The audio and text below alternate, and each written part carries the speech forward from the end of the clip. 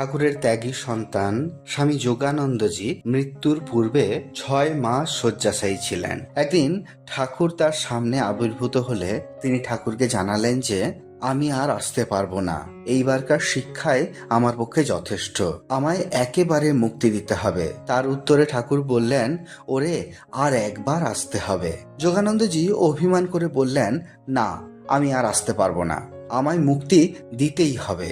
ঠাকুর সে কথায় পাত্তা না দিয়ে চলে গেলেন। যোগানন্দজির আশা ছিল ঠাকুর তার প্রার্থনা পূর্ণ করবেন। অবশেষে গিরিশবাবু স্বামী যোগানন্দজির এই সংকল্পের কথা জানতে পারলেন। একদিন তিনি বিছানার পাশে এসে নত জানু হয়ে হাত জোড় করে বললেন, তুমি কি জানো 6 মাস ধরে তুমি কষ্ট পাচ্ছ? আর কেন ভাই কষ্ট পেয়ে আমাদেরকে দুঃখ দাও? শ্রী শ্রী ঠাকুরের ইচ্ছায় সম্মত হও। ঠাকুরের সঙ্গে আবার আসতে দ্বিমত করিও না। তার পাঠা যদি তিনি লেজের দিকে কাটেন তো কার কি?